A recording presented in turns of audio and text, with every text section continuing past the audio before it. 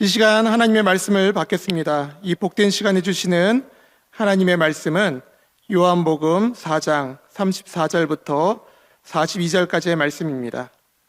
신약성경 148면에 있는 요한복음 4장 34절부터 42절의 말씀, 예수님이 가르쳐 주신 복음전도 프로세스라는 제목으로 김기범 목사님께서 말씀 전해주시겠습니다. 요한복음 4장 34절부터 42절까지의 말씀을 한 절씩 교독하여 읽도록 하겠습니다. 예수께서 이르시되 나의 양식은 나를 보내신 이의 뜻을 행하며 그의 일을 온전히 이루는 이것이니라. 너희는 넉 달이 지나야 추수할 때가 이르겠다 하지 아니하느냐. 그러나 나는 너희에게 이르노니 너희 눈을 들어 밭을 보러 와 휘어져 추수하게 되었도다. 거두는 자가 이미 삭도 받고 영생에 이르는 열매를 모으나니 이는 뿌리는 자와 거두는 자가 함께 즐거워하게 하려 함이라. 그런즉 한 사람이 심고 다른 사람이 거둔다는 말이 옳도다. 내가 너희로 노력하지 아니한 것을 거두러 보내었노니 다른 사람들은 노력하였고 너희는 그들이 노력한 것에 참여했느니라. 여자의 말이 내가 행한 모든 것을 그가 내게 말하였다 증나므로 그 동네 중에 많은 사마리아인이 예수를 믿는지라. 사마리아인들이 예수께 와서 자기들과 함께 유하시기를 청하니 거기서 이틀을 유하심에 예수의 말씀으로 말미암아 믿는 자가 더 함께 읽겠습니다. 그 여자에게 말하되 이제 우리가 믿는 것은 내 말로 인함이 아니니 이는 우리가 친히 듣고 그가 참으로 세상의 구주이신 줄 알미라 하였더라. 아멘. 전도라는 주제가 아무리 강조해도 지나치지 않은 주제임에도 불구하고 여전히 많은 신앙인들이 시도하지 못한 과제로 남아있는 현실을 살아갑니다. 작년 12월 24일 목회데이터 연구소가 발표한 자료에 따르면 기독인이 전도하지 못하는 이유, 성도들의 스스로 대답은 무엇이었냐면 용기가 없어서 그렇다. 근데 목회자들이 생각하는 이유는 또 달랐습니다. 목회자들은 관심이 없어서 그러하다. 그렇습니다. 전도하는 것에 대해서 용기 없는 것도 문제이고 관심이 없는 것도 문제입니다. 그것이 우리의 실상이죠. 왜 전도하는 일에 용기가 없어지고 관심이 사라지는 걸까요? 전도가 일어나는 과정을 보지 못해서 그렇습니다. 그 과정을 알지 못해서 그렇습니다. 그러나 전도가 일어나는 이 참으로 기이한 과정을, 그 열매를 보게 되면 관심을 가질 수밖에 없다고 저는 말씀을 드리고 싶어요. 여러분이 생각하기에 이 친분 있는 사람을 전도하는 것과 한 번도 본 적이 없는 사람을 전도하는 것 중에서 어떤 것이 어렵습니까? 다른 용어로 바꾸면 관계 전도, 가까운 사람을 전도하는 게 어렵습니까? 아니면 노방 전도가 어렵습니까? 뭐가 어렵죠? 저는 둘 다 어렵다고 말씀을 드리고 싶어요. 네. 그래도 접근의 측면에서 생각해 본다면 당연히 그렇죠. 낯선 사람에게 다가가는 전도가 굉장히 체감상 어렵겠죠. 전도폭발 훈련 과정에서는요, 매 훈련마다 노방 전도를 나갑니다. 개별적으로 가까운 지인 전도도 할 수 있지만 한 번도 본 적 없는 낯선 사람을 향해서 나가는 노방전도 훈련을 시킵니다. 한 번도 본 적 없는 사람에게 말을 거는 거 쉽지 않겠죠? 낯선 사람이 과연 우리의 말을 30분 이상 들어줄 수 있을까요? 여러분 벌써 선입견이 드시죠? 그리고 30분을 붙잡아두고 우리의 이야기를 30분 동안 잘 들어줄 거라고 하는 의구심이 드시죠? 이게 아마 우리가 일반적으로 생각하는 생각입니다. 물론 만나는 사람마다 거절을 많이 경험했어요. 우리 전포훈련생들이 있지만 참 많이 거절을 경험했습니다. 그러나 노방전도 현장에서 일어나는 기이한 이 전도의 과정을 경험할 때가 생각보다 많다는 거예요. 인간의 머리의 이해를 뛰어넘는 일들이 전도 현장에서 나타난다는 거죠.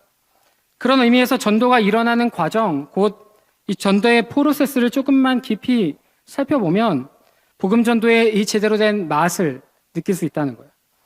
우리가 기도를 배우기 위해서 예수님의 기도를 모범이라고 해서 추적하잖아요. 그래서 누가복음을 많이 펼쳐서 봅니다. 전도 현장을 살피기 위해서는 예수님의 전도를 한번 곰곰이 들여다보시면 거기에 다 원리가 들어있거든요. 마가복음 1장 38절에 예수님이 오신 목적 뭐라고 말씀하셨죠? 전도하기 위해 내가 이곳에 왔다. 주님 말씀하셨어요. 왜냐하면 주님이 오신 목적, 전도하시기 위해 오셨으니까 그 예수님을 따라가는 우리도 당연히 이 전도에 대한 관심을 가져야 되겠죠.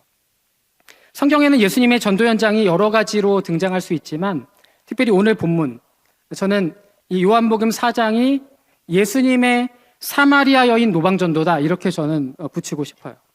또한 예수님의 전도를 받은 사마리아 여인이 또 다른 사람들을 전도합니다.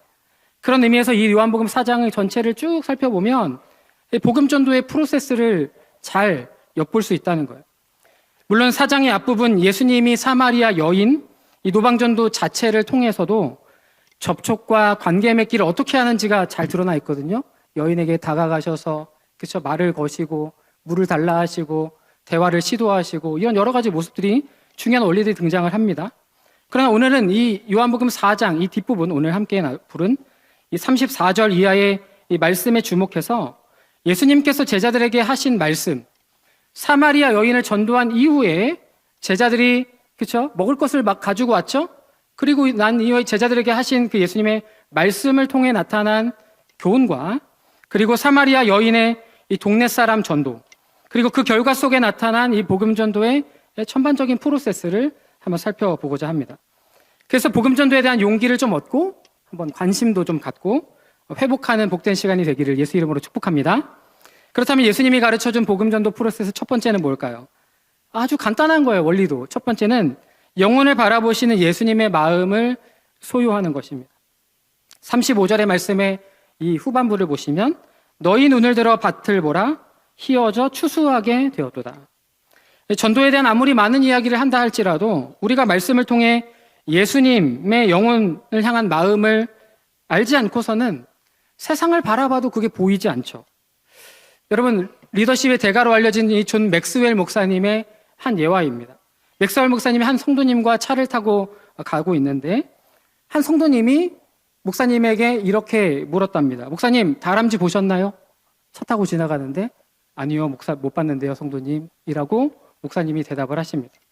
잠시 뒤에 성도님은 또 사슴과 토끼 보셨나요 목사님? 이라고 다시 목사님에게 묻습니다. 근데 목사님의 대답은 똑같았어요. 아니요 성도님 저는 사슴과 토끼를 보지 못했는데요. 알고 보니 이 성도님의 직업은 포수였다고 합니다. 차를 타고 지나가면서도 포수의 눈에는 휙 스쳐 지나간 동물이 무엇인지 보였지만 목사님의 눈에는 보이지 않았던 것이죠. 이러한 경험을 통해 맥스웰 목사님은 다음과 같은 깨달음을 한 문장으로 성도들과 나누었다고 해요. 운전자에게는 눈앞에 도로만 보이고 포수에게는 스쳐 지나가는 동물도 눈에 들어오듯이 그리스도인은 오직 하나님만을 바라봐야만 합니다. 아멘이시죠? 아멘. 그렇습니다. 우리가 그리스도인이라면 우리는 하나님 바라보기에 전문가가 되어야만 합니다. 여러분 영성이라는 말 아시죠? 영성에 대한 참 많은 정의가 있지만 영성은 참 광의적인 의미를 많이 갖고 있습니다. 정의하기가 참 어려운데요. 영성의 협의적인 의미를 말한다면 아마 영적 민감성이 아닐까 저는 이렇게 말하고 싶어요. 곧 우리의 지극히 평범한 일상 속에서도 영이신 하나님을 통해 하나님의 관점으로 세상을 바라보는 실력, 이게 바로 영성이죠.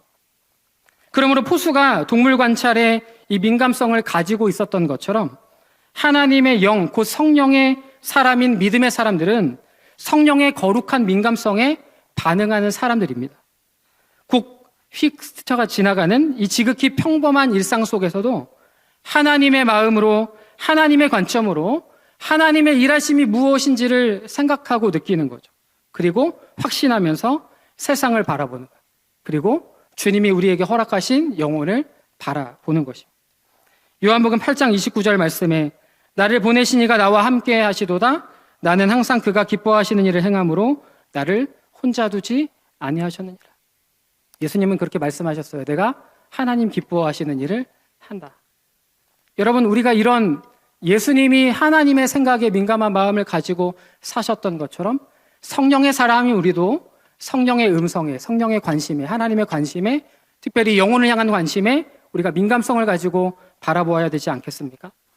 오늘 우리가 읽은 본문은 성령님과 함께 동일 본질이신 예수님께서 무엇에 관심과 목적을 갖고 계신지를 분명하게 보여줍니다. 34절의 말씀을 같이 읽어보겠습니다. 예수께서 이르시되 나의 양식은 나를 보내신 이의 뜻을 행하며 그의 일을 온전히 이루는 것이니라. 아멘. 여기서 온전히 이루었다라고 하는 헬라어 단어는 텔레이오라고 하는 단어입니다. 요한복음에서 이 텔레이오라고 하는 이 단어가 굉장히 중요한 위치를 차지하고 있는데요. 성취하다, 끝내다, 온전히 하다 이런 의미를 갖고 있습니다. 예수님께서는 하나님께 받은 사명을 이루는 일을 말씀하실 때마다 이 단어를 줄곧 사용하곤 하셨어요. 대표적인 구절이 요한복음 17장 4절입니다. 그리고 요한복음 19장 28절이에요. 제가 읽어드립니다. 아버지께서 내게 하라고 주신 일을 내가 이루어 아버지를 이 세상에서 영화롭게 하였사오니. 28절입니다. 그 후에 예수께서 모든 일이 이미 이루어진 줄 아시고 성경을 응하게 하려 하사 이르시되 내가 목마르다 하시니. 여러분, 이런 표현들을 봐서 그의 일을 온전히 이루시는 것은 바로 예수님께서 십자가에서 달려 돌아가시는 사건, 바로 구원 사건을 의미하죠. 예수님이 이 땅에 오셔서 온전히 이루시고자 했던 일은 바로 이 영혼 구원의 사역이었기에 복음 전도와 함께 너무나 중요한 사역이다라는 것은 우리가 분명히 알 수 있습니다. 그래서 예수님은 우리가 아는 대로 사마리아를 통과하여 우물가에서 한 여인을 바라보십니다. 아무도 관심 갖지 않고 어둠 속에 살고 있었던 그 여인에게 관심을 가지세요. 여인의 마음속에 감추어 두었던 영적인 공허함을 보십니다. 그리고 안타까워하시죠. 이것이 바로 영혼을 바라보는 예수님의 눈입니다. 그러기에 예수님을 만난 사마리아 여인을 통해 동네 사람들이 예수님께 나아오게 되었을 때 예수님은 얼마나 기뻤을까요? 사마리아 여인 한 사람이 돌아온 것도 기쁜데 사마리아 여인 한 사람을 통하여서 동네 사람들이 예수님을 향해 다가올 때 예수님 얼마나 기쁘셨을까요? 요한복음 4장 30절 말씀, 그들이 동네에서 나와 예수께로 오더라. 그 광경을 보시는 예수님의 마음이 여러분 어떠하셨을 것 같습니까? 그런데 제자들에게는 이러한 예수님의 영혼을 바라보는 눈이 없었습니다. 요한복음 4장 31절 말씀에 그 사이에 제자들이 청하여 이르되 랍비여 잡수소서. 얼핏 보면 유대를 떠나 사마리아 땅을 지나는 과정에서 육체적으로 아주 지쳐 있으셨던 이 예수님에 대한 제자들의 배려인 것처럼 보이죠. 그런데 예수님은 곧바로 그들의 이 행동을 지적하시고 말씀하십니다. 오히려 예수님은 그들의 영적 무지함을 말씀하고 계시죠. 32절의 말씀 같이 읽어볼까요? 이르시되 내게는 너희가 알지 못하는 먹을 양식이 있느니라. 예수님께서는 육신의 양식을 먹고 배부르는 일보다 영혼 추수의 기쁨을 얻는 일을 최고의 양식으로 여기셨습니다. 그러므로 오로지 예수님의 관심은 영혼에 있었죠. 예수님의 눈길은 오직 영혼들에게 있었습니다. 그래서 예수님께서는 제자들에게 이렇게 말씀하셨죠. 너희의 눈을 들어 밭을 보라. 너희의 눈을 들어 밭을 보라. 여기서 눈을 들라고 하는 말은 여러분 물리적인 눈을 들라는 말이 아니죠. 마지막 때가 임했음을 깨달으라, 이런 의미가 있다고 합니다. 보라라고 하는 말씀도 물리적인 밭을 보라는 말씀이 아니라 세상이라는 밭에 있는 사람들을 보라는 거예요. 영혼을 바라보라는 거죠. 그들의 영적인 필요를, 영적인 빈곤을 바라보라는 거죠. 그렇다면 예수님은 어떤 밭을 보신 겁니까? 성경학자들은 예수님께서 이때 보신 밭이 사마리아 밭이었다라고 말합니다. 메시지 성경역에도 보니까 이렇게 되어 있어요. 이 사마리아 밭들은 곡식이 무르익었다. 예수님은 영혼을 지금 보고 계십니다. 이는 사마리아 땅에 있는 실제적인 밭을 의미할 수도 있지만 예수님이 보시는 것은 영혼 추수를 해야 되는 이 밭, 사마리아의 영혼의 밭을 주님은 보신 것이죠. 요한복음 6장 5절의 말씀에 보시면 똑같은 이 표현이 나와요. 예수께서 눈을 들어 큰 무리가 자기에게로 오는 것을 보시고, 눈을 들어 보시고, 눈을 들어 보시고. 뭘 보신 겁니까? 그냥 관찰하신 것이 아니에요. 그 영혼을 보시는 겁니다. 이처럼 예수님이 가르쳐 주신 복음 전도의 첫 번째 프로세스는 우리가 이 예수님의 영혼을 바라보는 눈을 갖는 것입니다. 포수에게 휘쳐 지나가는 동물이 뚜렷하게 보이는 것처럼 우리가 복음 전도자라면, 아니 복음 전도자이어야만 한다면 어느 곳을 지나가든 전도 대상자가 보여야만 합니다. 전도폭발 훈련생 여기 계신 분들 중에 한 분이 이런 간증을 주셨어요. 전도지나 전도물품을 전도에 전해본 적은 있지만 제가 그들을 어떻게 여기고 바라보고 있는지 살피지 못했습니다. 그러나 동역자 집사님과 함께 전도를 하던 중 지나는 사람들을 바라보는 저의 마음이 달라지는 것을 경험했어요. 당장 바뀌지 않아도 현장에 나가서 지금 뭐가 바뀌었어요? 영혼을 바라보는 눈이 바뀌기 시작했다는 거예요. 사랑하는 새로남의 교우 여러분, 여러분 지금 무엇을 바라보고 계십니까? 어디를 바라보고 계십니까? 우리가 바라보아야 될 사마리아의 밭, 내 주변에 있는 사마리아의 밭은 어디일까요? 예수님께서는 지금도 우리에게 말씀하십니다. 눈을 들어 밭을 보라. 가까운 우리 주변에 있는 사람들, 우리 가정에 믿지 않는 내 가족들, 공동체, 내가 거하는 직장, 만나는 사람들, 주님은 다 그 영혼들을 바라보라고 말씀하십니다. 바라기는 우리 모두가 예수님께서 영혼을 바라보는 시선을 가지고 함께 용기 있게 영혼 구원에 관심을 가지고 복음 전하는 우리 모두가 될 수 있기를 예수 이름으로 축복합니다. 두 번째 프로세스는요, 복음 전도는 실패가 없다는 것을 잊지 않는 거예요. 36절부터 38절 이하의 말씀입니다. 예수님께서는 추수해야 될 영혼의 밭을 통해 어쩌면 우리가 간과하고 있었던 복음 전도의 중요한 원리를 가르쳐 주십니다. 자본주의 논리에 따른 밭은요, 밭에 뿌리는 자도 밭의 주인이고, 물론 돈을 주고 사람을 고용해서 시킬 수는 있어요. 근데 결국에는 밭의 주인이 뿌리는 거예요. 그리고 밭에서 소출을 거두어서 이익을 누리는 사람도 밭의 주인이에요. 곧 내가 뿌렸는데 내가 거두지 못하면 손해라고 생각하는 계산법이 바로 자본주의 논리의 밭에서 일어나는 일입니다.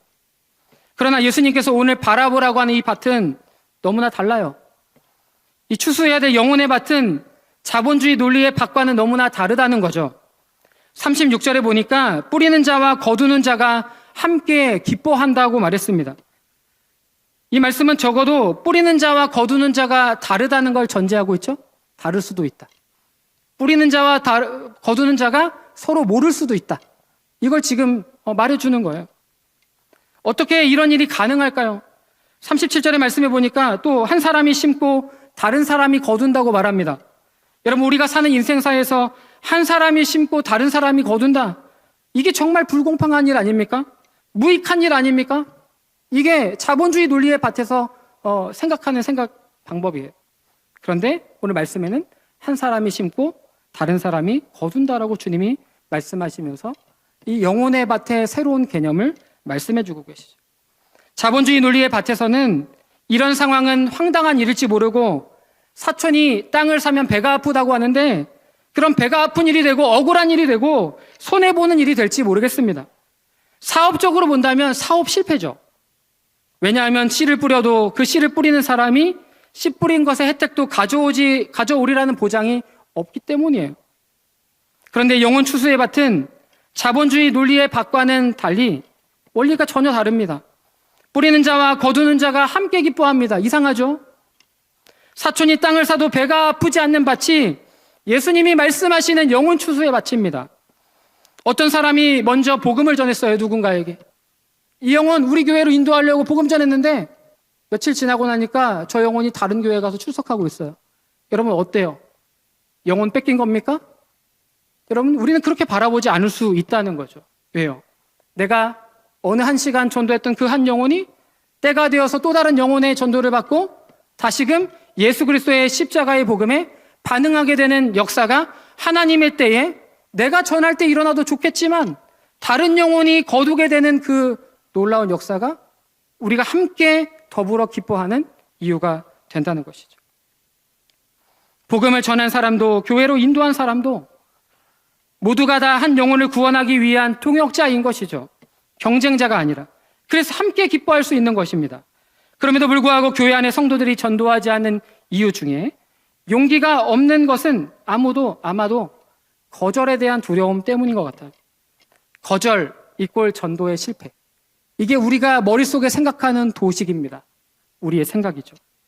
우리의 지나친 이런 합리화는 우리로 하여금 전도 현장에 나가지 못하게 하는 무기력증을 자꾸 가지고 오죠. 이러한 잘못된 연결이 도대체 어디서부터 시작됐을까요? 제가 한번 곰곰이 생각해 봤어요.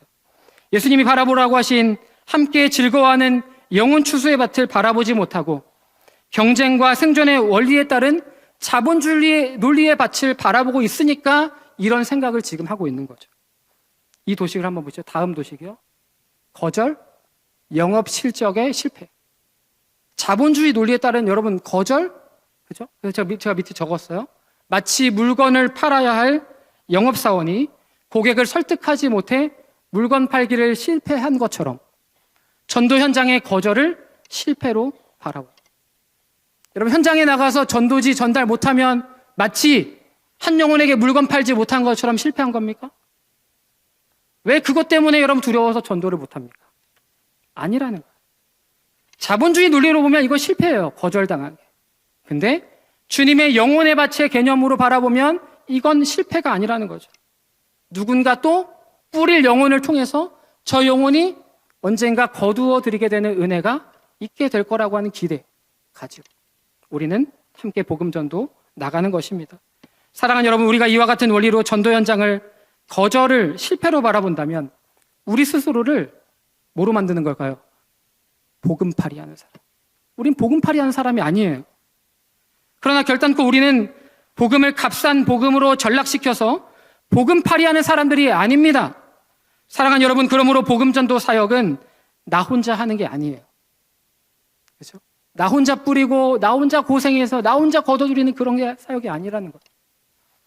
나 한 사람의 공로로 복음 전도의 성공과 실패가 좌우되지 않아요. 이게 어쩌면 우리가 오버해서 생각하는 거죠.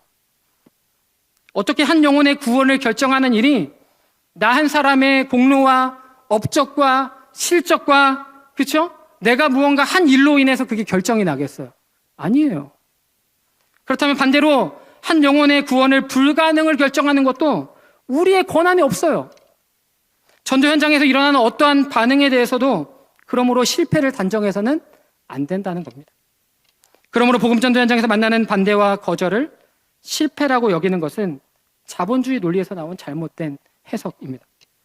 무엇보다 다시 본문으로 돌아와 보면 뿌리는 자와 거두는 자가 누구인가에 대한 질문이에요.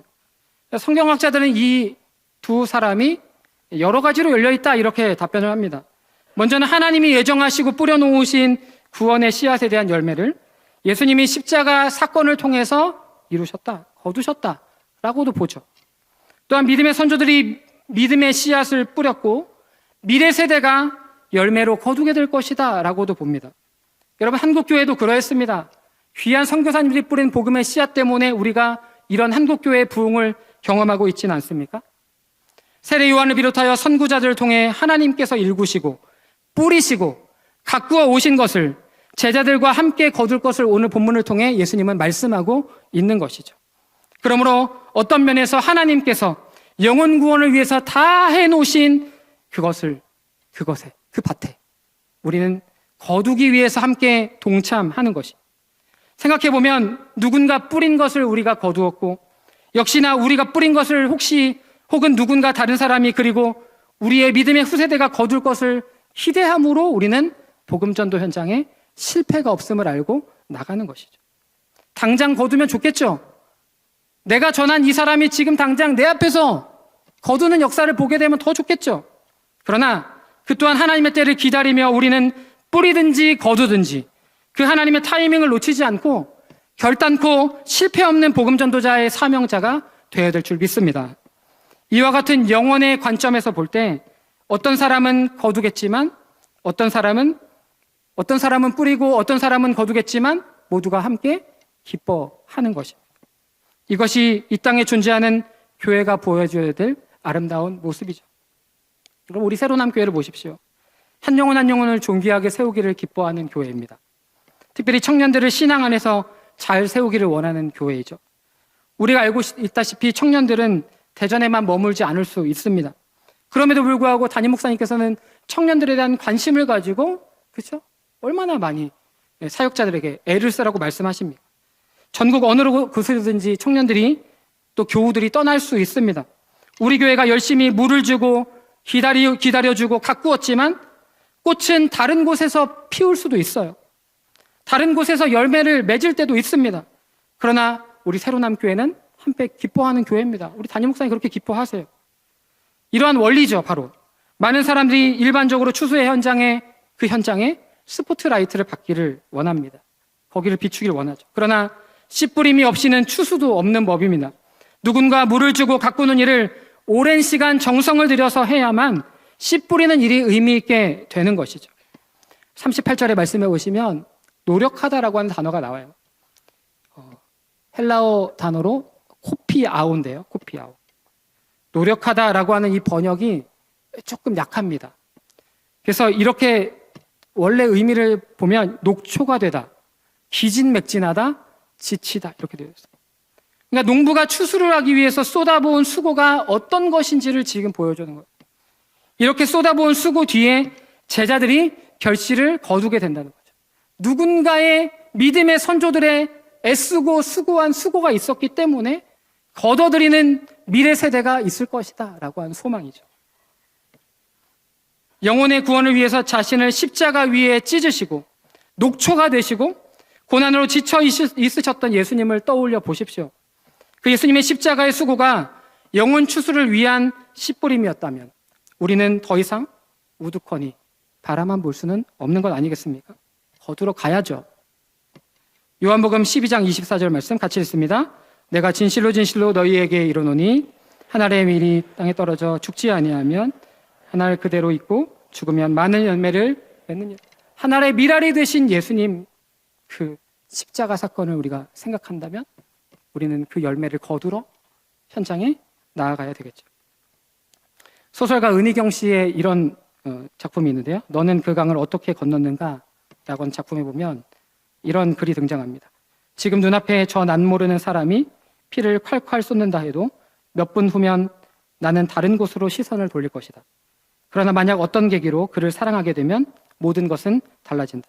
그가 고개만 조금 숙여도 내 가슴은 미어질 것이며 그의 시선이 가는 방향에 따라 행복해지기도 하고 불행해지기도 할 것이다. 특별한 사람이란 없다. 관계에 의해서 특별해질 뿐이다.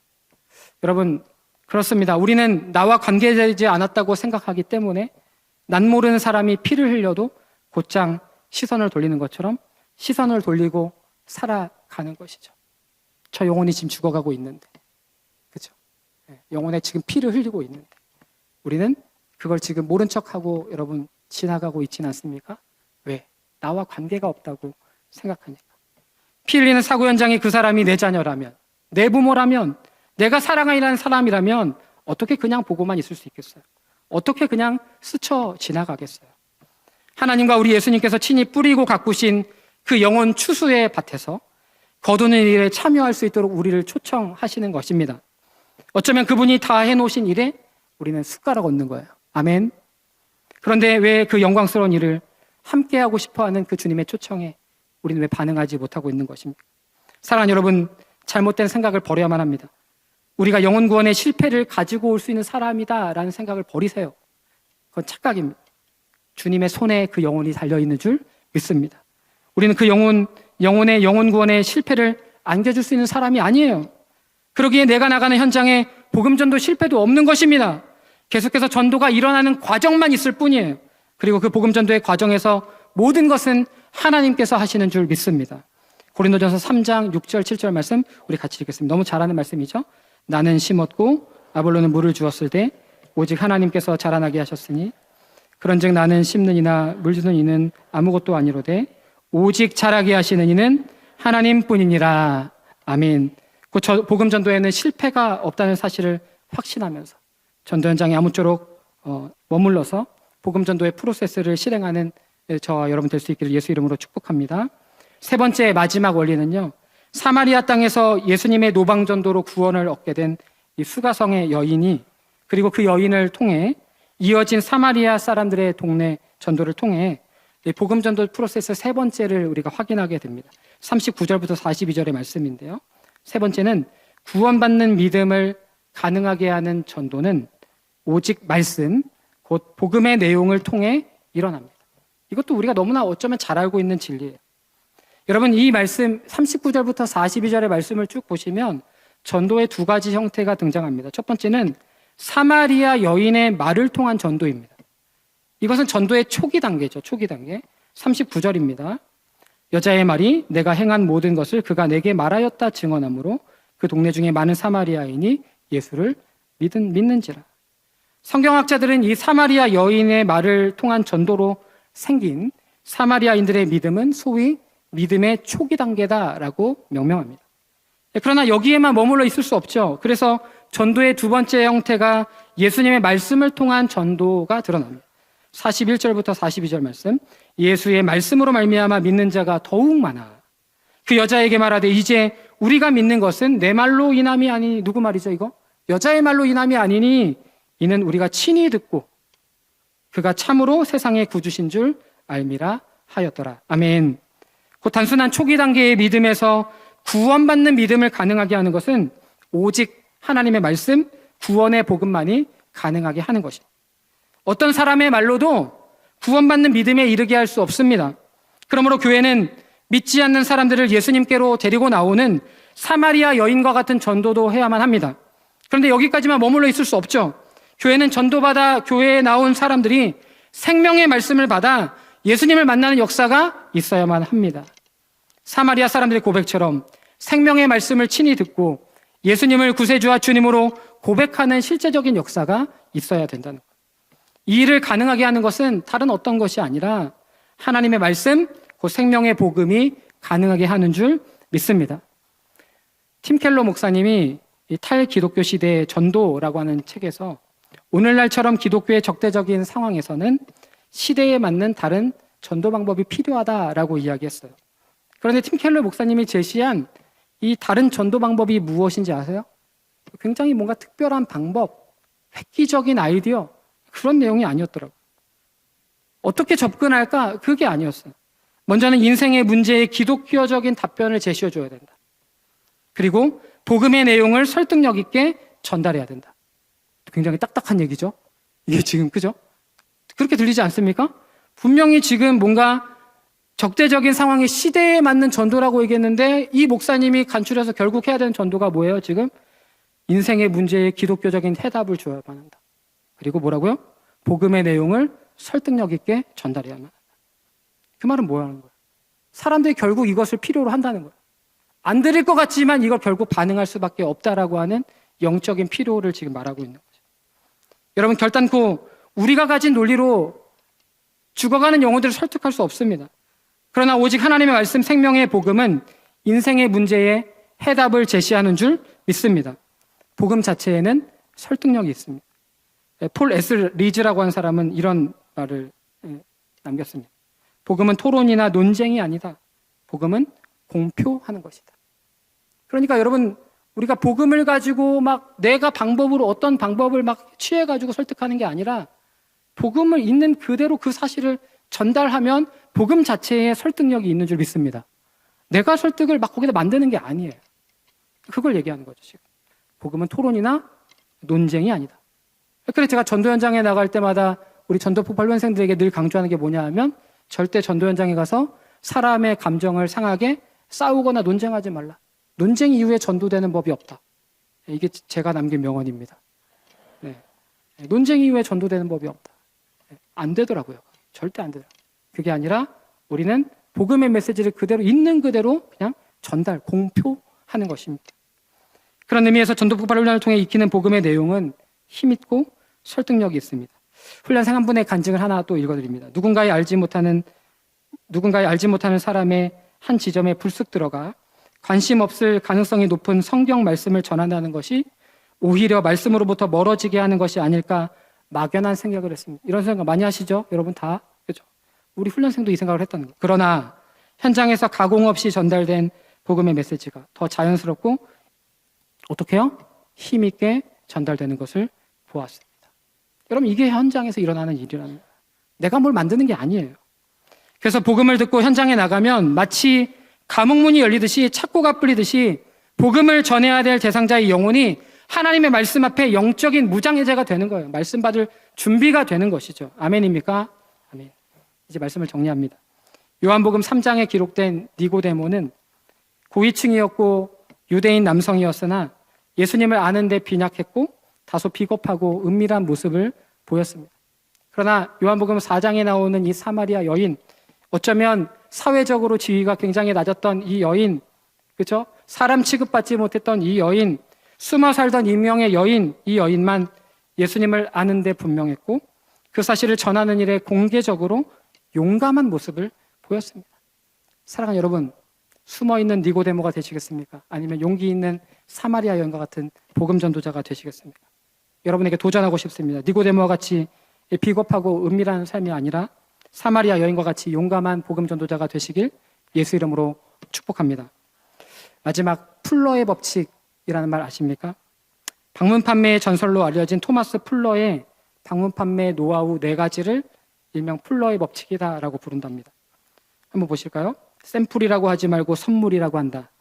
물건을 팔지 못해도 선물을 전해준다. 선물은 되도록 현관이 아니라 거실에 들어가서 준다. 바빠서 시간이 없다고 한다면 끝날 때까지 기다린다고 한다. 선물이 필요 없으니 그냥 가라고 할 때는 이렇게 말한다. 어떻게 해요? 하지만 저에게는 선물을 드릴 의무가 있습니다. 어떻게 잠시라도 안 될까요? 사랑하는 여러분, 방문 판매에도 이러한 열정과 친절과 끈기를 가지고 일한다면 우리가 전해야 될 생명의 복음, 영생의 선물을 전하는 일에 있어서 어떻게 이 풀러의 법칙 이상의 열정과 끈기를 가지고 전하지 않을 수 있겠습니까? 제가 그래서 이렇게 바꿔봤어요. 다시 한번 띄워주세요. 하지만 우리에게는 복음을 전해드릴 의무가 있습니다. 어떻게? 잠시만이라도 안 될까요? 안 될까요? 그러므로 풀러의 법칙 이상의 영혼 사랑의 마음을 가지고 생명의 복음, 영생의 선물을 전달하는 복음 전달자로 살아가시는 우리 모두가 되시기를 예수 이름으로 축복합니다.